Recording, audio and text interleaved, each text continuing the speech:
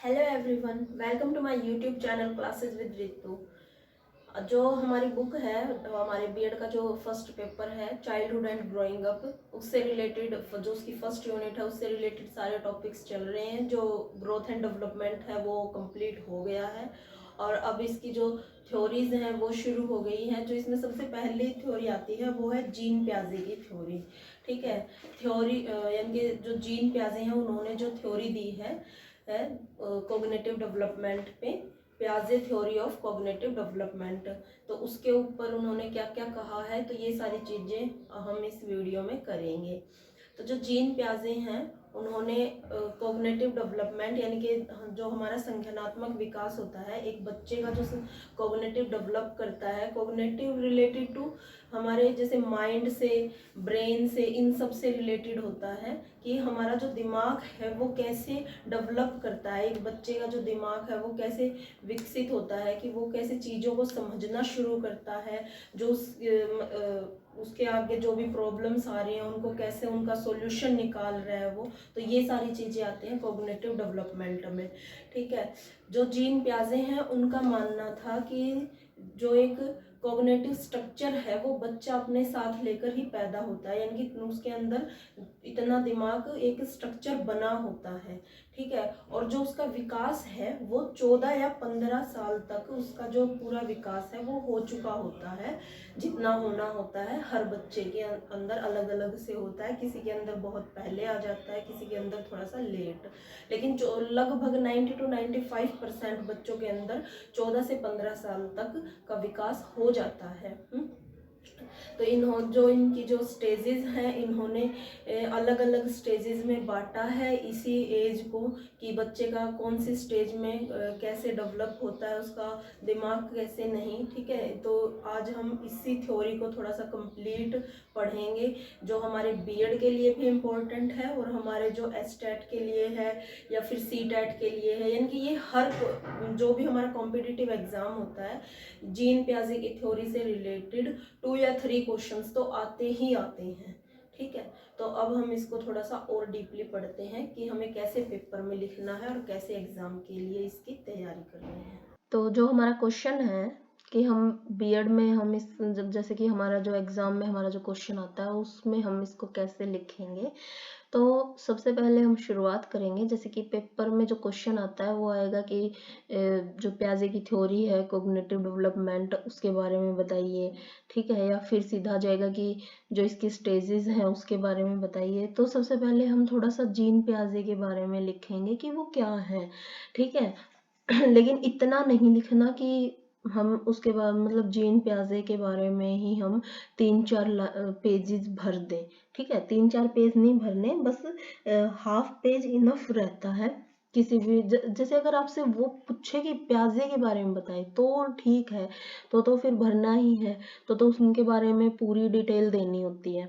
ठीक है, लेकिन यहाँ पे आपसे क्वेश्चन ये नहीं पूछा जाएगा, क्वेश्चन पूछा जाएगा जो कि जो प्याजे की जो थ्योरी है कॉग्निटिव डेवलपमेंट की वो उसको एक्सप्लेन कीजिए। ठीक है, तो उसके लिए हम थोड़ा बहुत प्याजे के बारे में लिखेंगे, इतना लिखना इनफ रहता है कि जो प्याजे हैं वो साइकोलॉजिस्ट थे, सॉरी। और उन्होंने अपने फील्ड में बहुत सारे डेवलपमेंट किए हैं, बहुत सी विकास किए हैं साइकोलॉजी में। ठीक है, और जो उनका कंट्रीब्यूशन है इसके लिए वो बहुत यादगार रखा जाएगा। और जो उनका जन्म है वो स्विट्जरलैंड में हुआ था, 9 अगस्त 1896 में हुआ था, और फिर उनकी डेथ हो गई थी 16 सितंबर 1980 में। ठीक है, इतना इनफ रहता है कि जीन प्याजे के बारे में बताना।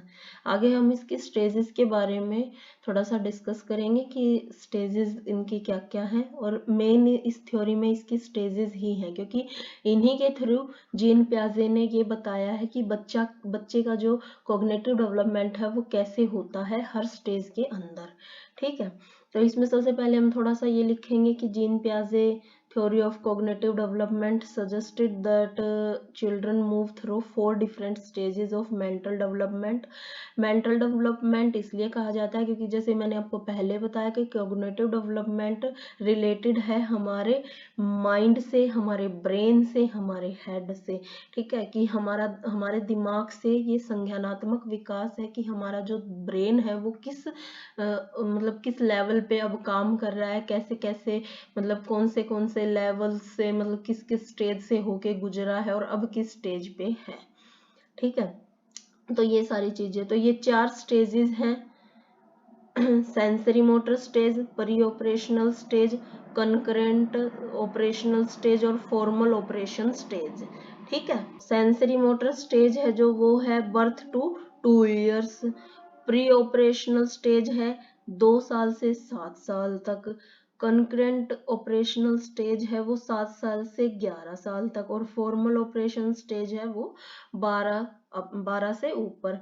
जो ये है जीन पियाजे, इन्होंने अपनी जो थ्योरी है उसमें बर्थ टू 15 ईयर तक ही अपने ये जैसे कि 15 ईयर तक ही बताया है, अपने जो स्टेजेस हैं उसको 12 टू 15 तक ही बांटा है कि जो 14 या 15 साल का जो बच्चा होता है उसका जो कॉग्निटिव डेवलपमेंट होता है, उसका संज्ञानात्मक विकास 14-15 साल तक हो जाता है यहाँ पे पूरा, ठीक है। इसलिए इसके अकॉर्डिंग, यही जीन पियाजे के अकॉर्डिंग जो हमारे कॉग्निटिव डेवलपमेंट की जो स्टेजेस हैं वो 15 साल तक ही हैं, ठीक है। तो इसमें सबसे पहले आता है सेंसरी मोटर स्टेज, ठीक है। Sensory motor stage, sensory word sense से आया है, यहाँ पर क्या होता है, ये होती है बर्थ टू 2 इयर्स, ठीक है, जन्म से लेके 2 साल तक की होती है। यहाँ पे बच्चा सेंस के थ्रू सीखता है, यानी कि जो बच्चे का ब्रेन होता है वो सीखता है सेंस से, सी, हियर, स्मेल, टेस्ट, टच, ठीक है, 5 सेंस होते हैं हमारे पास, यानी कि ज्ञानेंद्रियां होती है कि देखना, सुनना, सूंघना, किसी चीज को टेस्ट करना या उसको टच करके देखना, ठीक है। इन सब चीजों से जो हमारे सेंस होते हैं इनसे बच्चा सीखता है और जितना हो सके वो ये सारी चीजें करना चाहता है। Start with simple reflex action, okay. First habit जो होती है बच्चे की, फर्स्ट हैबिट जो बच्चे की बनती है वो इसी स्टेज में बनती है। अगर बच्चे इस एज में अंगूठे, जैसे कई बच्चे क्या होता है कि इस एज में ही अंगूठे को मुंह में चूसना स्टार्ट कर देते हैं, तो ये उनकी एक हैबिट भी बन जाती है आगे जाके। इसलिए पेरेंट्स क्या करते हैं कि बार बार उनका जो अंगूठा है वो उनके मुंह से निकालते हैं ताकि ये हैबिट ना बने, ठीक है, कि ये हैबिट कोई परमानेंट ना रह जाए, क्योंकि वो इसी एज में ये चीज सीखता है। इस स्टेज में क्या होता है कि इस स्टेज में ऑब्जेक्ट परमानेंस हो जाते हैं, ठीक है, out of site and out of mind, ठीक है, मतलब जो बच्चे के सामने नहीं है वो उसके माइंड में भी नहीं है, ठीक है। इसका मतलब ये है कि जो इस पीरियड में जैसे बर्थ टू 2 इयर्स है, तो इसके जो स्टार्टिंग पीरियड होते हैं बच्चे की, उसमें ये सोचता है कि जो मेरी आंखों के सामने है, कि जो उसे दिख रहा है वही चीज है इस दुनिया में, इसके अलावा कुछ और नहीं है, ठीक है। वो चीजों को इतनी देर तक याद नहीं रख पाता जितनी देर तक थोड़ा सा और एज हो जाती है। जैसे कि इस नेक्स्ट पॉइंट है कि at the end of this period, जैसे जैसे वो 2 साल के करीब आने लगता है तो उसको चीजें याद रहनी शुरू हो जाती हैं, ठीक है। स्टेज के एंड तक बच्चे का ऑब्जेक्ट परमानेंस का कंसेप्ट क्लियर हो जाता है, यानी कि उसके दिमाग में चीजें याद रखनी, या उसका दिमाग है वो चीजें याद रखनी शुरू कर देता है। जैसे कि अगर हम बच्चे के कुछ खिलौने छुपा लें, ठीक है, तो वो उसको याद रहेगा कि मेरे पास कौन कौन से खिलौने हैं, ठीक है। आजकल के बच्चे जैसे कि बहुत ही मोबाइल देखते हैं, बहुत ही फोन देखते हैं, तो उनको याद रहता है कि हाँ घर में मोबाइल है, ठीक है, कितना भी हम एक बार अगर उनकी आदत हो गई फोन देखने की तो फिर वो नहीं छूटती, क्योंकि अब उनके दिमाग में ये चीज रहती है कि फोन है, हम उनसे चाहे छुपा लें या कुछ भी कर लें। ठीक है, इसमें बच्चा क्या सीखता है, लर्न टू सिट, बैठना सीखता है, खड़ा होना सीखता है, चलना सीखता है। ठीक है, ये सारे मूवमेंट करना सीखता है। ठीक है, और इस स्टेज में फिजिकल मूवमेंट करता है जो उसके कॉग्निटिव डेवलपमेंट को इंक्रीज करते हैं। और साथ ही इस स्टेज में बच्चे बहुत ही क्यूरियस भी होते हैं, अगर हर चीज में कुछ भी हो, they are curious for everything, like smelling, tasting food, और मतलब दूसरों के साथ बातें करना। ठीक है, और मतलब अलग अलग तरह की साउंड को सुनना, गाने सुनना बहुत पसंद करते हैं बच्चे। ठीक है, और बच्चा जो है इस एज में ईगो सेंट्रिक भी होते हैं कि वो पूरे वर्ल्ड को, पूरे संसार को अपने पॉइंट ऑफ व्यू से देखते हैं। ठीक है, तो ये था हमारा sensory motor stage. And next है हमारा प्री ऑपरेशनल स्टेज, जो होता है 2 से 7 साल तक। ठीक है, इस स्टेज में बच्चा सिंबॉलिक सीखता है, कि मतलब सिंबल्स को याद रखना सीख जाता है, मेंटल प्रोसेस करना शुरू कर देता है, जैसे कि अपने आप से बातें करना, अपने टॉयज के साथ बातें करना। वो अपने टॉयज को मतलब नॉन लिविंग नहीं समझता, वो ऐसे समझता है कि ये जो मेरे जितने भी खिलौने हैं, लाइक टेडी बियर, डॉल्स, ठीक है, ये सारे लिविंग है। ठीक है, ये भी ऐसे ही काम कर रहे हैं जैसे कि हम करते हैं। तो इस उम्र में बच्चा थोड़ी सी मेंटल प्रोसेस करता है, अपने आप से बातें करता है, अपने टॉयज के साथ बातें करता है, उनको खाना खिलाता है, पानी पिलाता है, तो मतलब ऐसी ऐसी चीजें करना शुरू कर देता है वो। लेकिन एट द एंड वो सारी चीजें उसको समझ में आने लगती है, वो हम थोड़ा सा और आगे पढ़ेंगे। ठीक है, According to Piaget, child learn to think first and development the language later. बच्चा सोचता पहले है और लैंग्वेज को बाद में लर्न करता है इसमें। ठीक है, this stage is also known as pre childhood. ठीक है, इसको प्री चाइल्डहुड स्टेज भी बोला जाता है।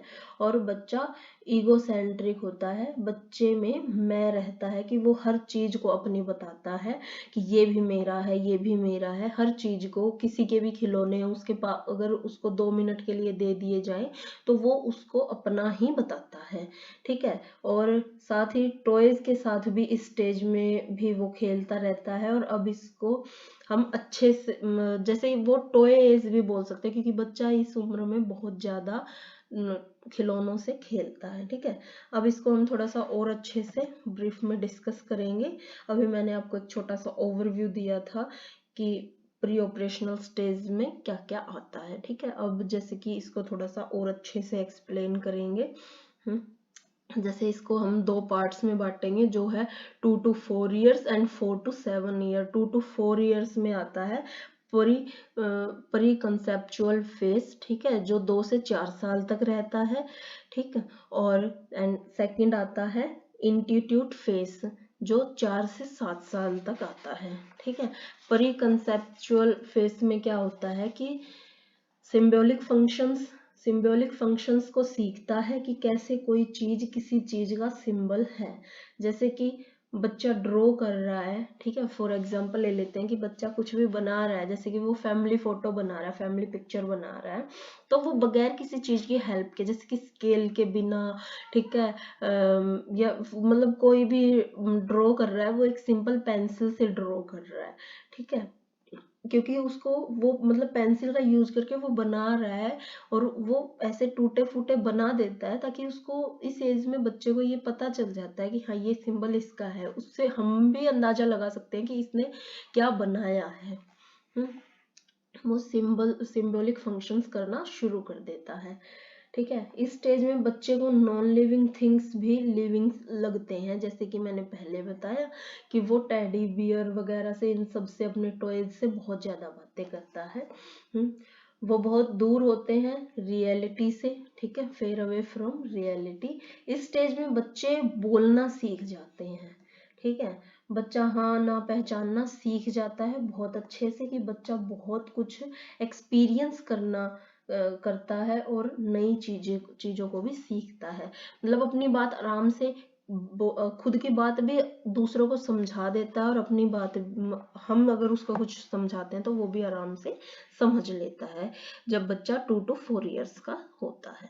ठीक है। एंड नेक्स्ट इंट्यूटिव फेज में जो 4 to 7 इयर्स होती है, इसमें क्या होता है, इसमें बच्चा बहुत ही क्यूरियस हो जाता है हर चीज को लेकर, वो बहुत ही क्वेश्चंस पूछता है। ठीक है। कंसेप्ट फॉर्मेशन शुरू हो जाता है उसका, कि हर चीज को मतलब कंसेप्ट बनाने स्टार्ट कर देता है। उसकी जो थिंकिंग है उसमें इस स्टेज में लॉजिकल नहीं, उस मतलब जो भी वो सोचता है ना, कुछ भी लॉजिकल नहीं होता उसकी थिंकिंग में, कि ये कब कैसे हुआ, नहीं, वो अपने आप से भी बहुत सारी कहानियां बनाता है। और इस स्टेज में बच्चे में 2 क्वालिटी नहीं होती। ये जो है absence of 2 क्वालिटीज, ये है ability to reverse and conservation in terms of quality and quantity. ये जो 2 हैं, ये absence of 2 क्वालिटी, ये यहाँ पे थोड़ा सा गलत मार्क हो गया। ठीक है। ये इसके ये 2 पॉइंट इसके ये अलग से हैं, absence of 2 क्वालिटी इसके हैं ये 2 पॉइंट। खैर कोई बात नहीं। जैसे कि इस स्टेज में 2 क्वालिटी नहीं होती, एबिलिटी टू रिवर्स, कि बच्चे को रिवर्स में कोई भी जवाब देना नहीं आता। जैसे कि फॉर एग्जांपल हम लेते हैं कि एक लड़के से ये पूछा गया कि क्या तुम्हारी कोई बहन है, तो वो कहेगा कि हाँ मेरी एक बहन है। लेकिन अगर उससे हम ये पूछेंगे कि क्या तुम्हारी बहन का कोई भाई है, जो कि वो खुद है लेकिन उसको नहीं पता, ठीक है, वो वहां पे चुप हो जाएगा, क्योंकि उसको इतना उल्टा पुल्टा करके क्वेश्चन का आंसर नहीं आता, अभी उसको सीधे सीधे क्वेश्चनों का आंसर आता है। ठीक है। और conservation in term of quality and quantity, quality और क्वांटिटी में अंतर नहीं कर सकता बच्चा, नहीं बता सकता चीजों की क्वालिटी और क्वांटिटी, कि इसमें कि कौन सी चीज किसमें ज्यादा है किसमें नहीं। उसको जो चीज लंबी लगेगी वही उसको ज्यादा लगेगी। ठीक है। उसको ये नहीं पता होता कि जो हर चीज जो लंबी होती है वो उसमें ज्यादा नहीं होते। अगर जैसे कि हम अगर उसके सामने जूस रखते हैं एक गोल गिलास में और एक थोड़ा सा लंबे गिलास में, तो वो हमेशा लंबे गिलास वाला जूस ही चुनेगा क्योंकि उसमें ज्यादा है। ठीक है। और बच्चा है वो ईगोसेंट्रिक होता है, कि वो सबको अपने जैसा ही समझता है। जैसे अगर वो अपनी मम्मी से प्यार करता है तो वो ये समझता है कि सब मेरी मम्मी से प्यार करते हैं। ठीक है। तो ये है pre operational stage. And next है थर्ड कंकरेंट ऑपरेशनल स्टेज, जो 7 से 11 साल तक रहती है। ठीक है। तो इस स्टेज में क्या होता है कि लॉजिकल थिंकिंग आ जाती है बच्चे में, और कंकरेंट ऑपरेशन भी आ जाते हैं उसको, यानी कि कोई भी उसको पजल है वो सॉल्व करना शुरू कर देता है, क्योंकि अब बच्चा 7 साल का हो चुका है। ठीक है। अब वो थोड़ा सा और मतलब जो उसका संज्ञानात्मक विकास है वो और हो गया है। ठीक है। वो reverse action and opposite action भी बताने शुरू कर देता है। जैसे कि मैंने पहले आपको एग्जांपल दिया भाई बहन वाला, कि वो अब बच्चा यहाँ पे रिवर्स एक्शन भी बता सकता है, कि अगर हम उससे पूछें कि क्या तुम्हारी बहन है, तो वो हाँ कहेगा, और अगर हम उससे पूछें कि क्या तुम्हारी बहन का कोई भाई है, तो वो कहेगा हाँ वो मैं हूँ। ठीक है। और अपोजिट एक्शन भी देना शुरू कर देता है।